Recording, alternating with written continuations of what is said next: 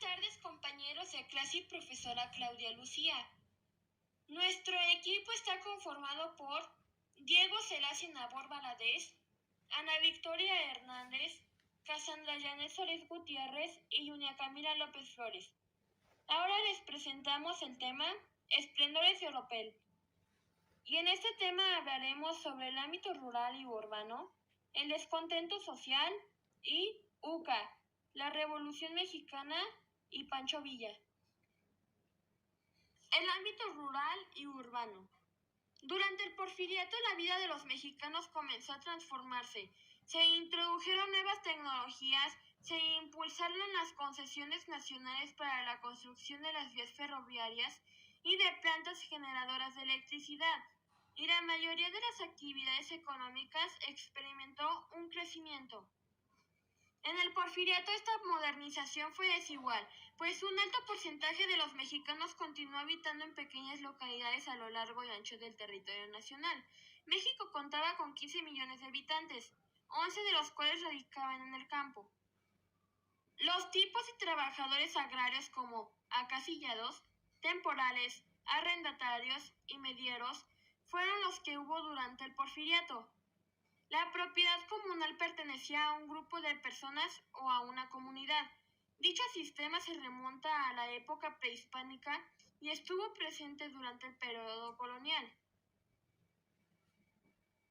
La desamortización de las tierras comunales propició gradualmente que muchos campesinos e indígenas quedaran sin tierras, y la propiedad privada normalmente pertenecía a una sola persona. Así como también la propiedad privada fue un principio fundamental del liberalismo económico.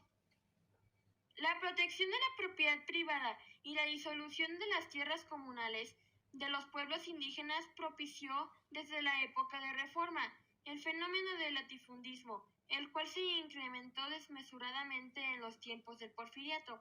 Las haciendas eran pequeños núcleos de población y de producción agrícola y ganadera, heredados del periodo virreinal.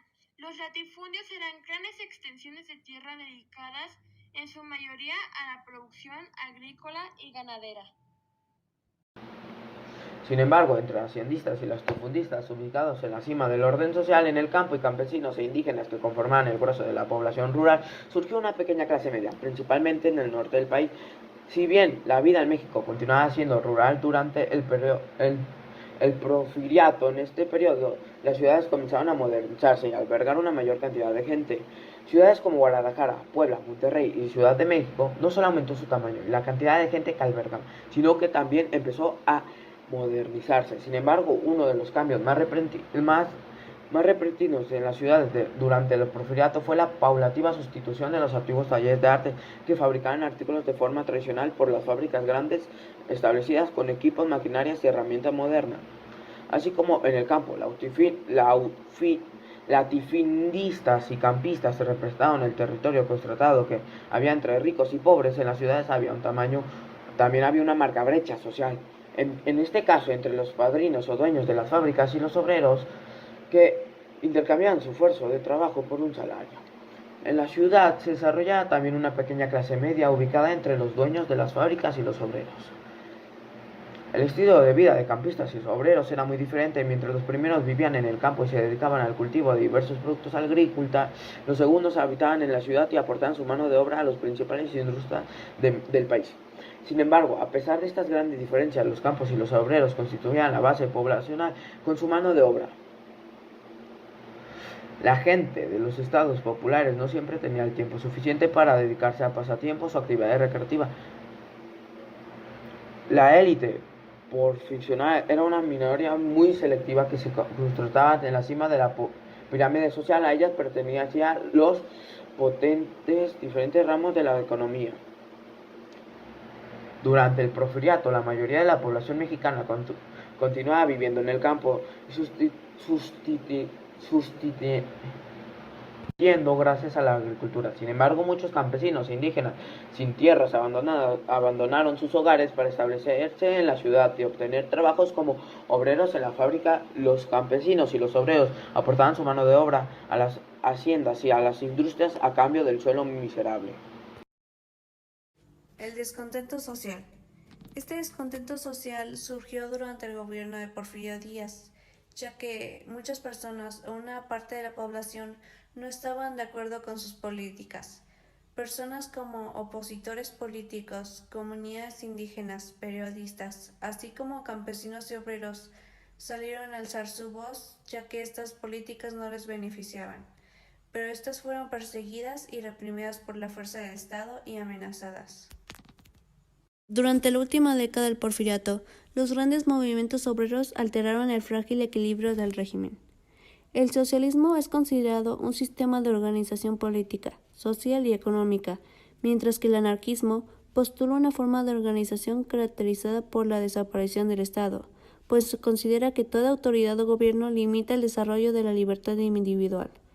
El socialismo y el anarquismo no fueron recibidos por las élites, ya que contaban contra los intereses y la posición social de las clases privilegiadas. U.C.A. La Revolución Mexicana y Pancho Villa. Desde su incorporación a la revuelta maderista en noviembre de 1910 hasta sus últimos años de lucha guerrillera, Villa mantuvo una intensa actividad revolucionaria en diversas partes del país, aunque primordialmente en la región norteña.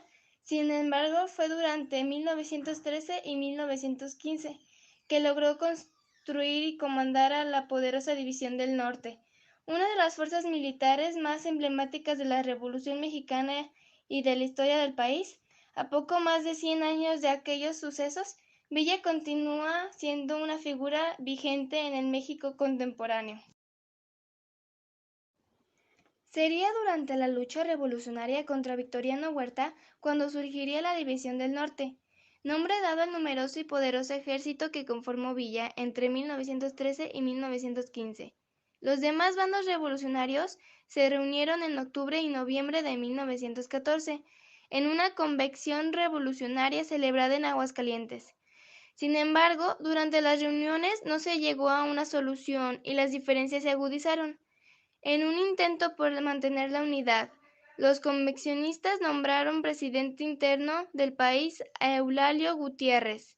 Sin embargo, la escisión revolucionaria no se pudo evitar. La División del Norte fue derrotada en el transcurso de 1915 por las tropas constitucionalistas.